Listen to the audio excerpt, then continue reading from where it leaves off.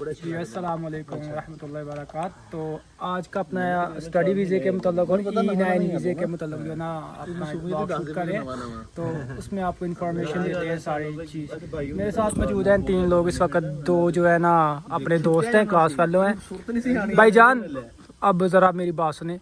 तो आकिब साहब और ये मेरा दोस्त आतिफ गुज्जर, एक तो गुज्जर साहब जो है ना माशाल्लाह से इनकी सुन लेते हैं फिर, और आसफ ये मेरा जो है ना गाँव का भी है, और ये हमारा माशाल्लाह स्कूल का शागिर्द भी है। और उसके अलावा ये आपसे छोटे हैं? बिल्कुल जी, ये हमारा शागिर्द है। अच्छा दोनों दरमान साढ़ा जफरवाल पिंड है, साढ़ा दरमान है, जफरवाल तहसील है साड़ी। भाई असं पेंडू लोग है, सीधी जी गल है। अच्छी गल है, पिंडू अच्छे होंगे। ठीक है ना। तो सबसे पहले जो है ना अपने दोस्त के पास जाते हैं जी।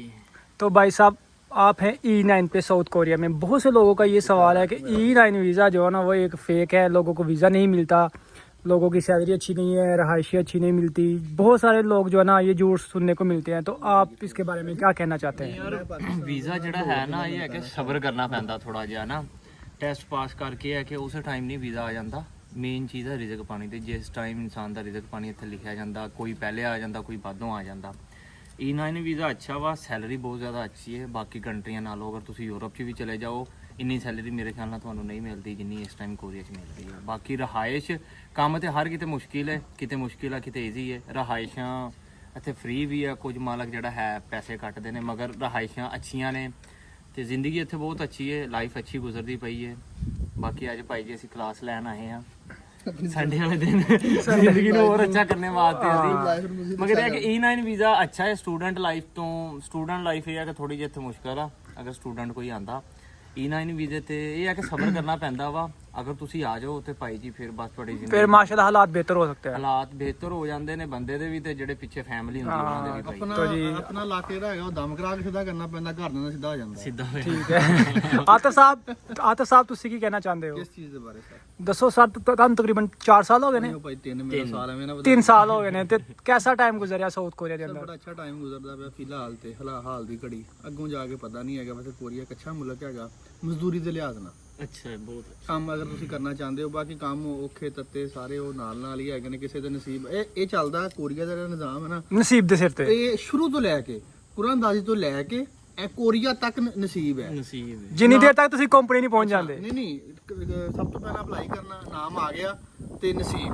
ਉਸ ਤੋਂ ਬਾਅਦ ਟੈਸਟ ਦੀ ਤਿਆਰੀ ਕਰਨੀ, ਟੈਸਟ ਪਾਸ ਹੋ ਗਿਆ ਤੇ ਨਸੀਬ। ਮੈਂ ਗੱਲ ਕਰਦਾ, ਮਿਹਨਤ ਹਰ ਬੰਦਾ ਕਰਦਾ ਹੈ। ਤੁਸੀਂ ਐਸੇ ਲੜਕੇ ਵੀ ਦੇਖੇ ਹੋਣੇ ਜਿਨ੍ਹਾਂ ਨੇ ਬਹੁਤ ਜ਼ਿਆਦਾ ਤਿਆਰੀ ਕੀਤੀ ਲੇਕਿਨ ਫੇਲ ਹੋ ਗਏ।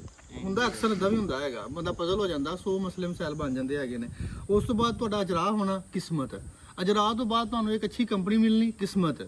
ਉਹ ਅੱਛੀ ਕੰਪਨੀ ਤੋਂ ਬਾਅਦ ਅੱਛਾ ਕੰਮ ਮਿਲਣਾ, ਕਿਸਮਤ। ਐਂਡ ਤੱਕ ਕਿਸਮਤ ਚੱਲਦੀ ਰਹਿੰਦੀ ਹੈਗੀ ਹੈ। ਜੀ ਜੀ, ਇਹ ਸਾਰਾ ਕੰਮ ਕਿਸਮਤ ਦਾ ਹੈਗਾ, ਤੇ ਲੇਕਿਨ ਲਿਹਾਜ਼ਾ ਕਿਸਮਤ ਵਾਸਤੇ ਦੁਆ ਵੀ ਜ਼ਰੂਰੀ ਹੁੰਦੀ है। दुआ माँ बाप की दुआ बड़ी ज़रूरी है जी।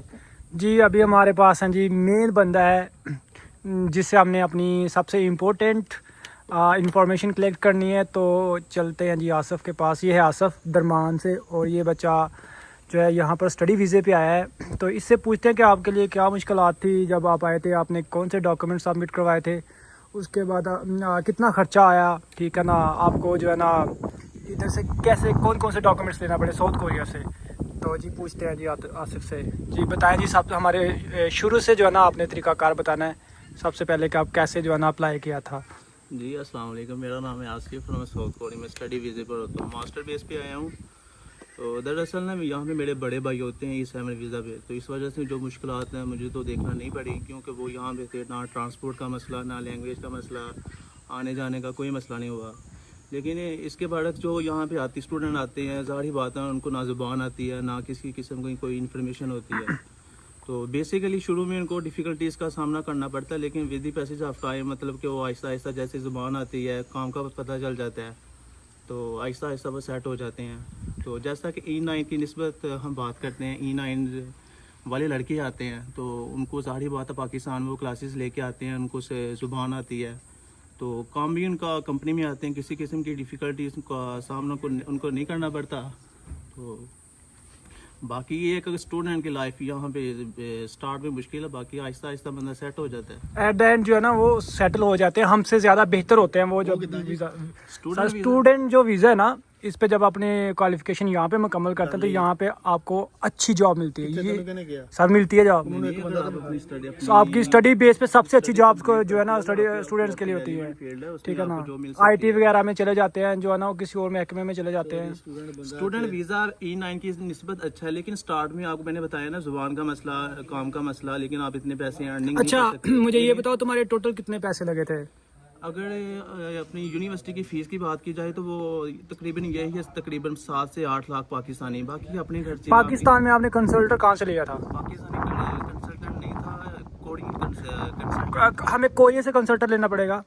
पाकिस्तानी भी अगर आपको अच्छा मिले तो आप चूज़ कर सकते हैं, लेकिन ये है कि जो कोरिया में मौजूद है, ज़्यादा इन्फॉर्मेशन तो उसी के पास होगी ना, वो अगर आपसे मुनासिब पैसे अच्छा, देते यहाँ हैं। पे मेरे ख्याल में लायर से इंफॉर्मेशन मिलती है शायद। लायर भी देते हैं, लेकिन ये है ਪਾਕਿਸਤਾਨੀ ਮੁੰਡੇ ਵੀ ਕੰਮ ਕਰਦੇ ਨੇ, ਬੰਦਿਆਂ ਨੂੰ ਕੰਸਲਟੈਂਸੀ ਕਰਦੇ ਹੈਗੇ ਨੇ। ਮੇਰੇ ਇੱਕ ਦੋ ਦੋਸਤ ਹੈਗੇ ਨੇ, ਉਹ ਕਰ ਰਹੇ ਨੇ ਵੀਜ਼ੇ, ਮੁੰਡੇ ਬੁਲਾਉਂਦੇ ਨੇ ਉਹਨਾਂ ਦੇ। ਪਿਛਲੀ ਵਾਰੀ ਉਹਨਾਂ ਦੇ 12-13 ਮੁੰਡੇ ਆਏ ਪਾਕਿस्तान ਤੋਂ। अच्छा तो आसिफ साहब जो है ना, आपका टोटल खर्च कितना हो गया 7 से? मेरा जो टोटल एक्सपेंस आया है डॉक्यूमेंट्स की, अटेस्टेशन में, एयर टिकट, डॉक्यूमेंट्स कौन कौन से जरूरी है आपको सबसे पहले? गैस का बिल और बिजली का। डॉक्यूमेंट्स यही हैं जो आपके एजुकेशनल डॉक्यूमेंट्स है। मैट्रिक हो गया, अगर आपने इंटरमीडिएट की बेस ग्रेजुएशन के लिए आना तो आपकी मैट्रिक और इंटरमीडिएट के जो सर्टिफिकेट हैं वो हो गए, उनको वेरीफाई भी करवाना पड़ता उनको वेरीफाई करवाना। आपने जो भी आपका बोर्ड है, IBCC से, मुफा से, इसी तरह अगर आपने BS किया हुआ है तो वो आपने HEC से करवाना है। अच्छा, इसके बाद आपने जो आपके डॉक्यूमेंट्स है वो आपने कोरिया में जो यूनिवर्सिटी होगी वहाँ भी आपने सबमिट करवाने हैं। अच्छा, कोरियन यूनिवर्सिटी आपने कैसे तलाश की थी? प्रोसीजर लग जाएगा, इस टाइम को लग जाता है। यार एक इस मिनट, प्रोसेस को तकरीबन मेरा ख्याल है 4 से 5 मंथ और अप्रोक्सीमेटली। कोरियन यूनिवर्सिटी आपने कैसे फाइंड की थी? मेरा ये यहाँ पे बड़े भाई होते हैं तो उन्होंने मुझे गाइड किया था, तो उसी हवाले से वहाँ पे एडमिशन अप्लाई किया। तो तो एज अ स्टूडेंट आप कितने घंटे काम करते हैं?